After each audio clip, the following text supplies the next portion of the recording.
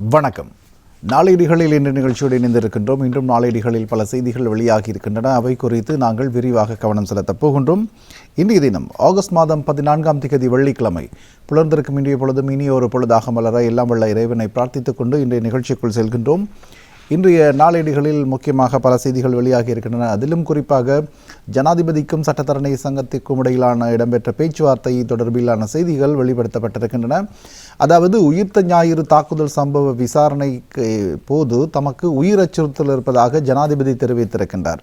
என்றாலும் கூட அந்த உயிர் அச்சுறுத்தலையும் தாம் பொருட்படுத்தாது நாட்டிற்காக சேவையாற்றவே வந்திருக்கின்றேன் என்று ஜனாதிபதி தெரிவித்திருக்கின்றார். அது தொடர்பான செய்தி இன்றைய அநேகமான நாளேடுகளில் பிரதான இடத்தை பிடித்திருக்கின்றன. அது தொடர்பான செய்திகளை விரிவாக பார்க்கலாம்.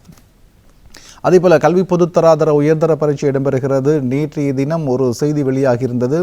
ஒரு பகுதிக்கு அனுப்பப்பட்ட செய்தி வினா பத்திரம் ஏற்கனவே கசிந்திருப்பதான செய்தி வெளியாகியிருந்தது. என்றாலும் கூட பரீட்சைகள் திணைக்களம் அதை உடனடியாக மறுத்திருந்தது.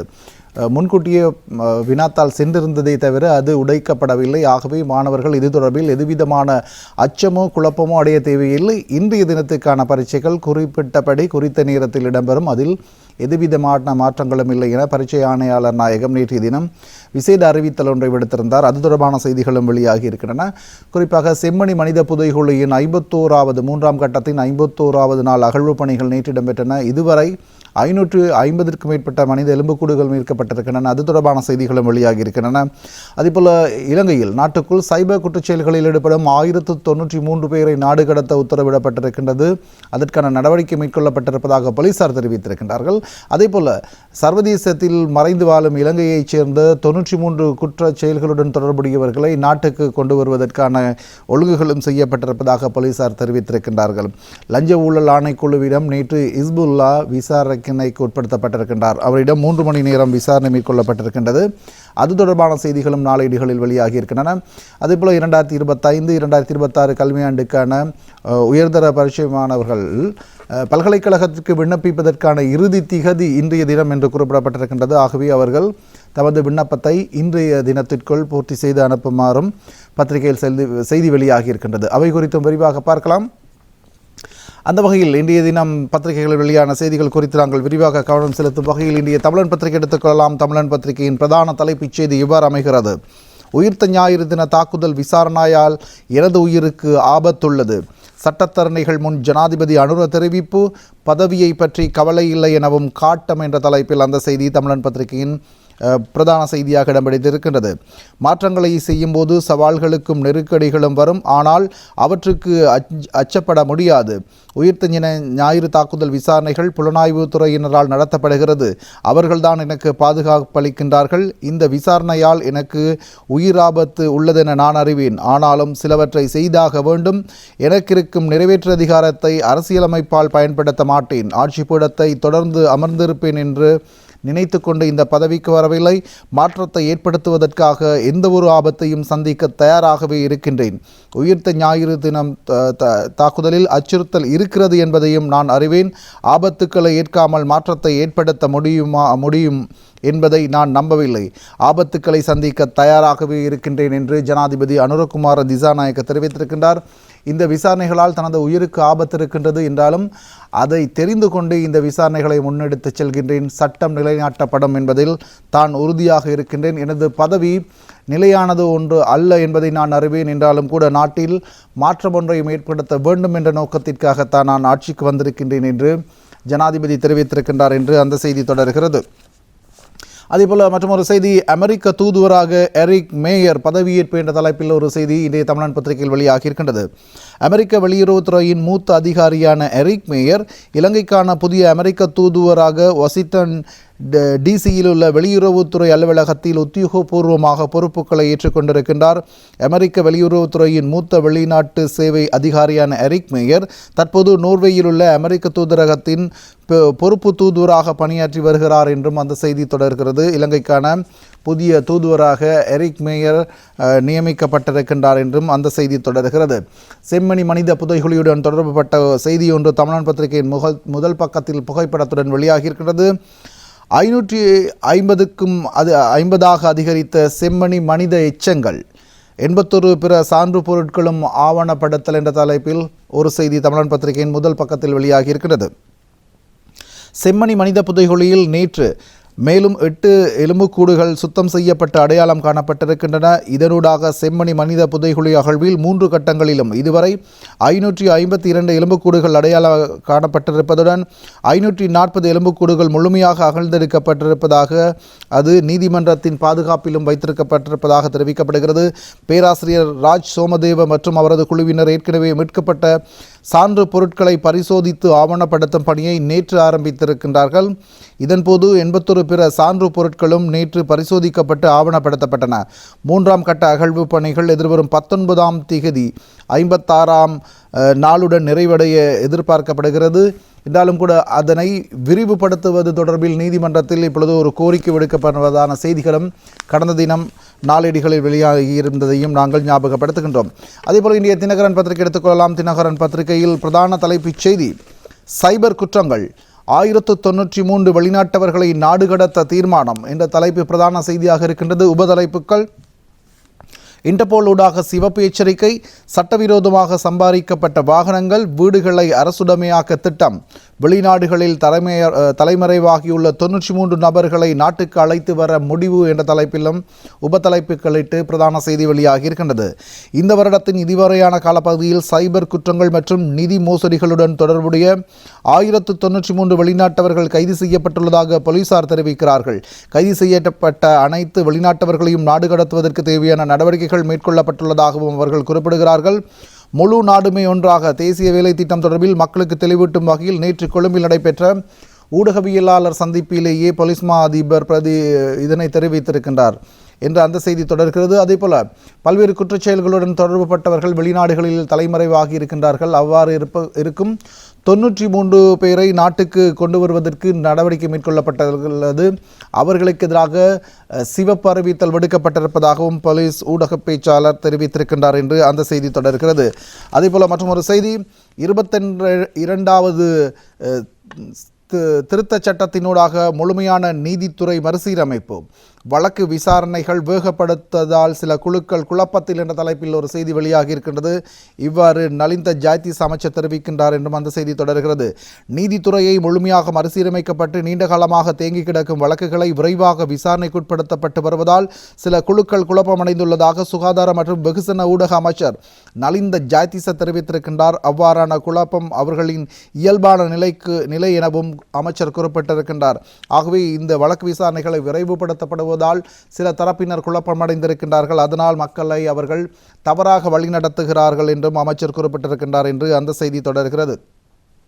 அதேபோல கட்டமிடப்பட்ட ஒரு செய்தி, நீதிபதிகளின் ஓய்வு பெறும் வயதை அதிகரிப்பது மக்களின் பிரச்சினைக்கு தீர்வாகாது, இவ்வாறு எதிர்க்கட்சி தலைவர் கூறுகிறார் என்ற செய்தியும் வெளியாகி இருக்கின்றது. இன்றைய தினகரன் பத்திரிகையின் முதல் பக்கத்தில் நீதிபதிகளின் ஓய்வு பெறும் வயதை அதிகரிப்பதால் மக்களின் எந்த பிரச்சினைக்கும் தீர்வு கிடைக்காது, நாட்டு மக்களின் பிரச்சினைகளை புறக்கணித்து புதிய அரசியலமைப்பு திருத்தத்தை கொண்டு வருவதன் மூலம் ஜனநாயகத்தை சீர்குலைத்து சர்வாதிகார ஆட்சியை ஏற்படுத்த அரசாங்கம் முயற்சிக்கின்றது என எதிர்க்கட்சித் தலைவர் சஜித் பிரேமதாச குற்றம் சுமத்தி இருக்கின்றார் என்று அந்த செய்தி தொடர்ந்து செல்கிறது.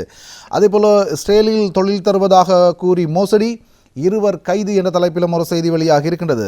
இஸ்ரேலில் கட்டுமான மற்றும் ஹோட்டல் துறைகளில் வேலைவாய்ப்புகளை பெற்றுத் தருவதாக கூறி வேலைவாய்ப்பு எதிர்பார்த்திருப்பவர்களிடம் பணம் வசூலித்த 2 நேற்று முன்தினம் இலங்கை வெளிநாட்டு வேலைவாய்ப்பு பணியகத்தினால் கைது செய்யப்பட்டுள்ளார்கள்.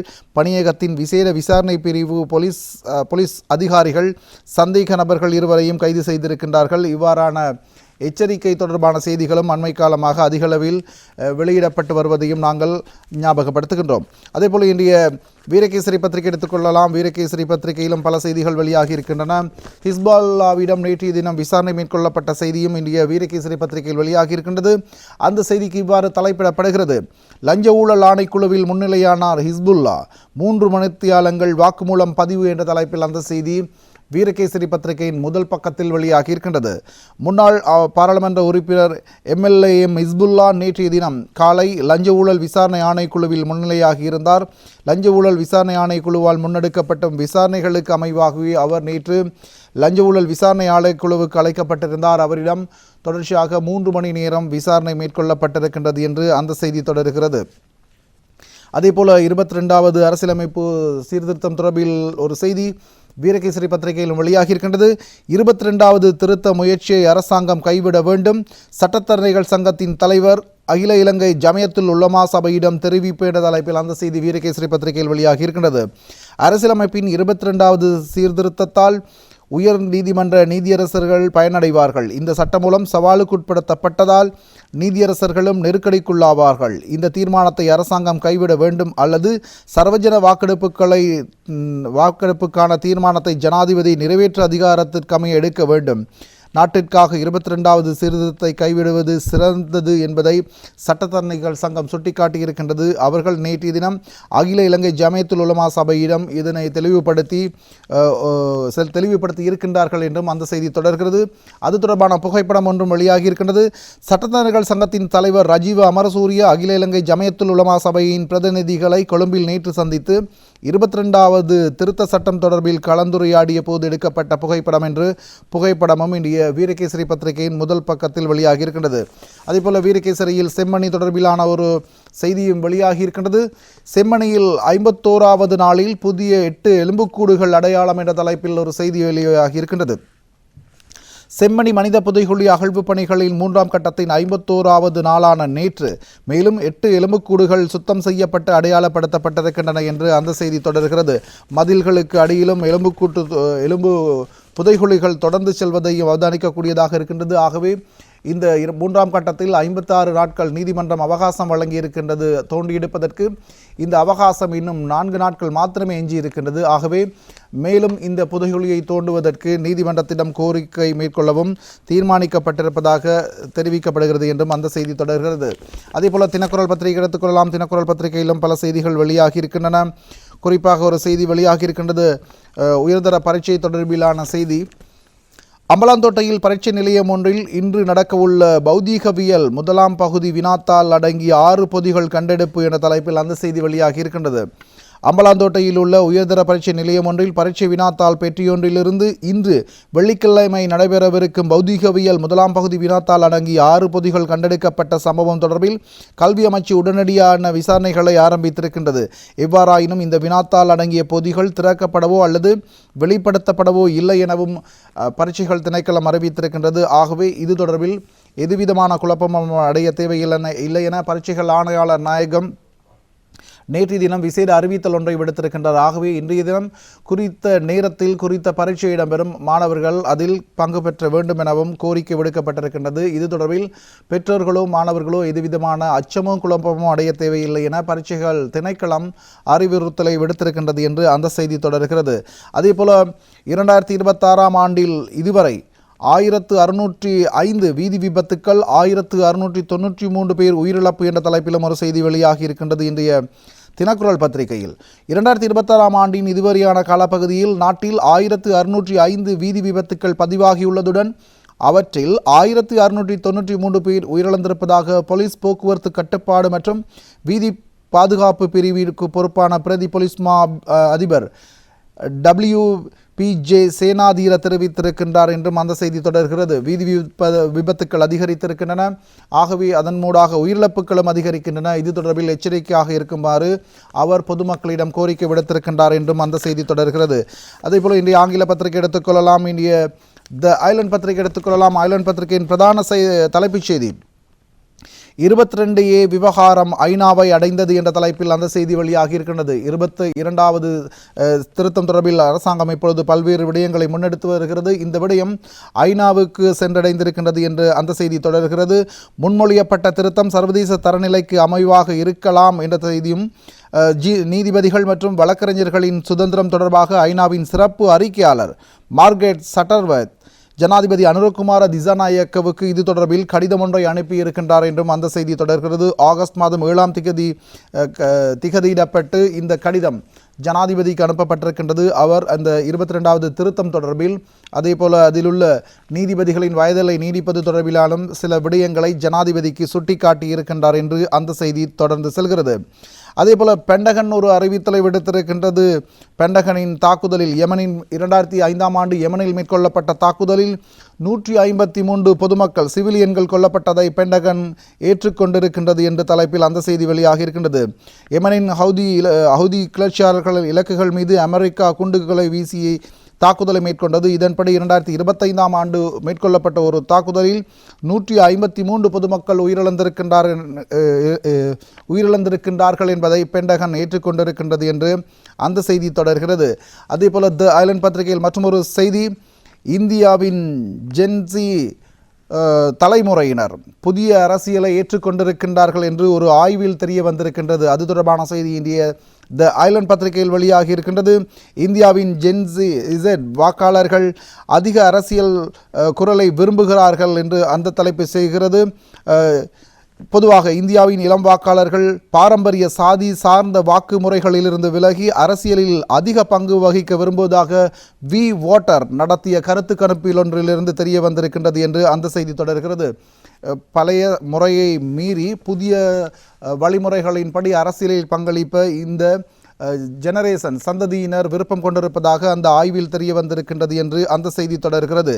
அதேபோல் மற்றொரு செய்தி, செம்மணி எச்சங்களில் டிஎன்ஏ பரிசோதனையை உடனடியாக நடத்துமாறு சுரேஷ் பிரேமச்சந்திரன் கோரிக்கை என்ற தலைப்பில் அந்த செய்தி வெளியாகி இருக்கின்றது.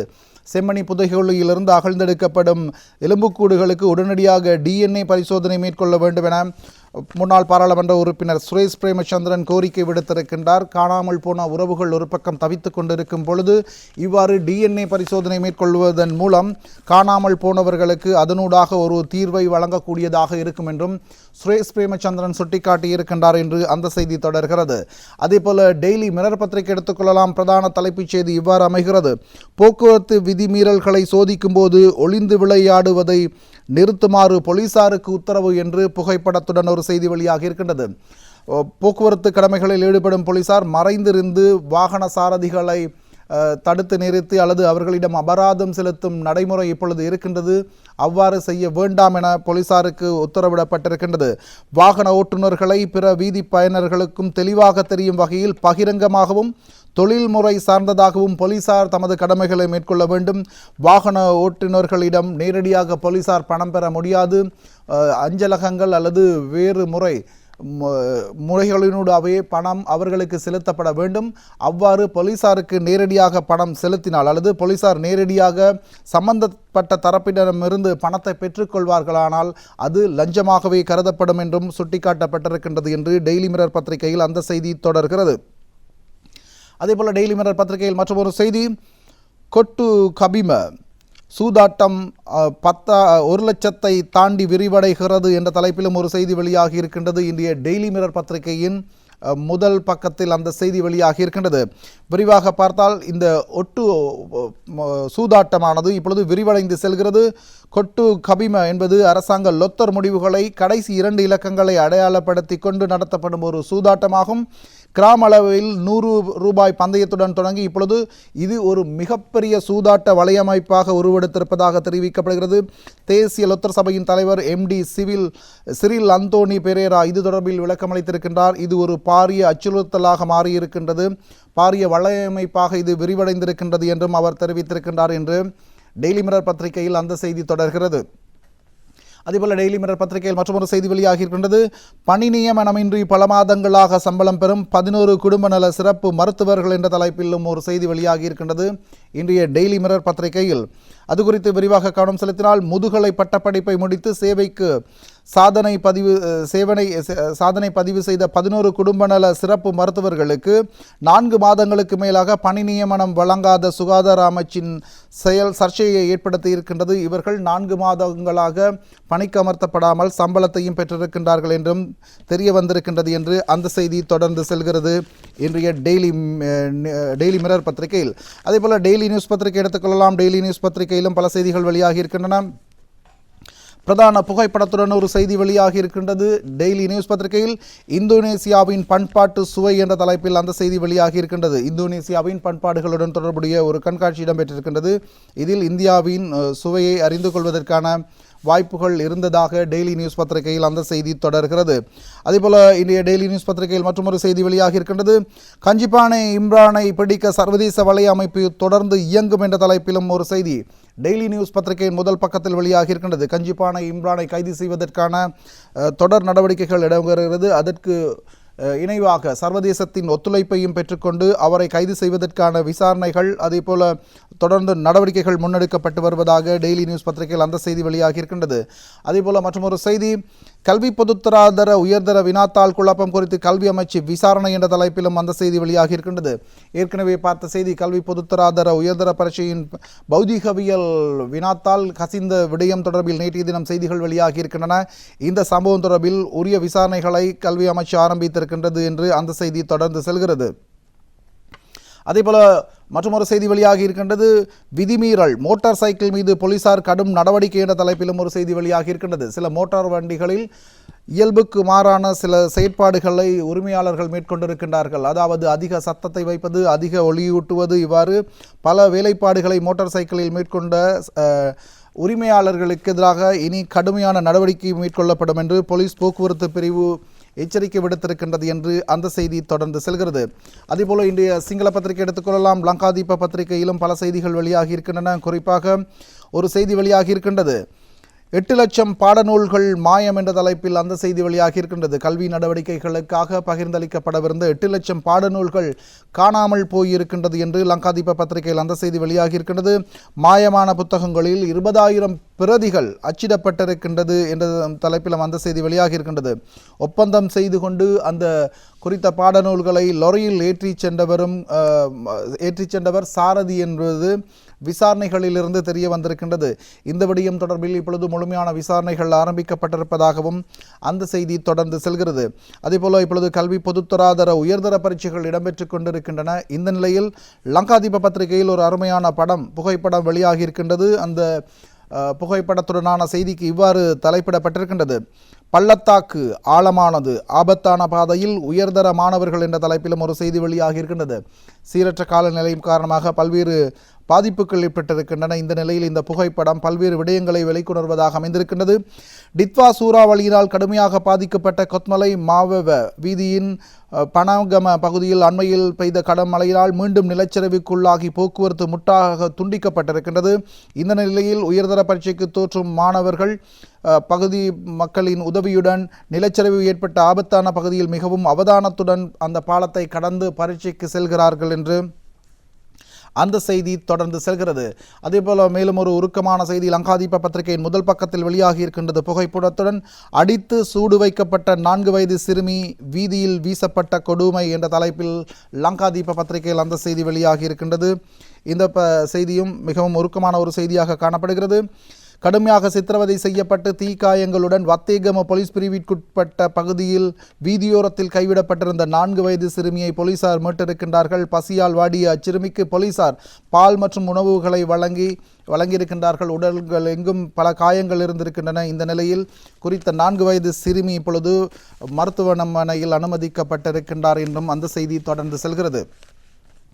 அதேபோல தினமின பத்திரிகை எடுத்துக்கொள்ளலாம். தினமின பத்திரிகையின் பிரதான தலைப்புச் செய்தி, ஆபத்து இன்றி மாற்றங்களை செய்ய முடியாது, இவ்வாறு ஜனாதிபதி தெரிவிக்கின்றார் என்பதுதான் இன்றைய தினமின பத்திரிகையிலும் பிரதான செய்தி. ஏற்கனவே பார்த்த செய்தி, மாற்றங்களை ஏற்படுத்துவதற்கு சில அர்ப்பணிப்புகளை மேற்கொள்ள வேண்டும், பதவி பறிபோகும் என்பதற்கு எனக்கு தெரியும், இருந்தாலும் அதை தெரிந்து கொண்டே நான் ஆட்சிக்கு வந்தேன் என்று ஜனாதிபதி தெரிவித்த விடயம் இன்றைய தினமின பத்திரிகையிலும் பிரதான இடத்தை பிடித்திருக்கின்றது. அதேபோல மற்றொரு செய்தி, இந்த வருடத்தில் நீர்க்கட்டணம் உயர்த்தப்பட மாட்டாது, நீர்வளங்கள் அமைச்சு அறிவித்திருக்கின்றது என்ற செய்தியும் இன்றைய தினமின பத்திரிகையில் வெளியாகி இருக்கின்றது. இந்த வருடத்தில் எக்காரணம் கொண்டும் இனிவரும் காலங்களில் நீர்க்கட்டணத்தை அதிகரிப்பதற்கான ஏற்பாடுகள் இல்லை என நீர்வளங்கள் துறை அமைச்சு அறிவித்திருக்கின்றது என்று அந்த செய்தி தொடர்கிறது. அதேபோல மற்றொரு செய்தி, புனருத்தையே புறவர 100 திட்டம் இன்று ஆரம்பம் என்ற தலைப்பிலும் ஒரு செய்தி வெளியாகி இருக்கின்றது. அரசாங்கம் பல்வேறு திட்டங்களை முன்னெடுத்து வருகிறது. அதன்படி புனருத்தையே புறவர 100 திட்டம் இன்று ஆரம்பிக்கப்படுவதாக அரசாங்கம் அறிவித்திருக்கின்றது என்று அந்த செய்தி தொடர்கிறது. அதேபோல புகைப்படத்துடனான ஒரு செய்தி இன்றைய தினமின பத்திரிகையில் வெளியாகி இருக்கின்றது. மறைந்த தந்தையர்களுக்கு பிதாக்களுக்கு அஞ்சலி செலுத்தும் இந்து பக்தர்கள் என்று புகைப்படத்துடனான ஒரு செய்தி வெளியாகி இருக்கின்றது. ஆடி அமாவாசையை முன்னிட்டு திருகோணமலை பத்ரகாளி அம்மன் கோவிலில் கரையில் நேற்று பெருந்திரளான இந்து பக்தர்கள் ஒன்று கூடி மறைந்த தங்களது முன்னோர்களுக்கும் பிதாக்களுக்கும் பிதிர் கடன்களை தீர்ப்பதை புகைப்படத்தில் காணலாம் என்று புகைப்படத்துடனான அந்த செய்தி வெளியாகி இருக்கின்றது. அதேபோல பல்கலைக்கழக மாணவர்களுக்கான பதிவு இன்றுடன் நிறைவு என்ற தலைப்பிலும் ஒரு செய்தி வெளியாகி இருக்கின்றது. 2025-2026 ஆண்டுக்கான பதிவுகளை தற்சமயம் மேற்கொள்ளப்படுகிறது. அதன் இறுதி நாள் என்றும் அந்த செய்தி தொடர்ந்து செல்கிறது. அதேபோல திவேன பத்திரிகை எடுத்துக்கொள்ளலாம். திவேன பத்திரிகையிலும் அந்த செய்தி வெளியாகி இருக்கிறது. ஏற்கனவே பார்த்த செய்தி, நாட்டிலிருந்து தப்பிச் சென்ற 93 பாதாள உலக குழுவினரை கைது செய்வதற்கு நடவடிக்கை என்று திவேன பத்திரிகையின் பிரதான தலைப்புச் செய்தியாக அந்த செய்தி வெளியாகி இருக்கிறது. இவைதான் இன்றைய தினம் நாளேடுகளில் வெளியான முக்கியமான செய்திகளாக காணப்படுகின்றன. நாளேடுகளில் இன்று நிகழ்ச்சியில் மீண்டும் ஒரு முறை சந்திக்கலாம். நன்றி, வணக்கம்.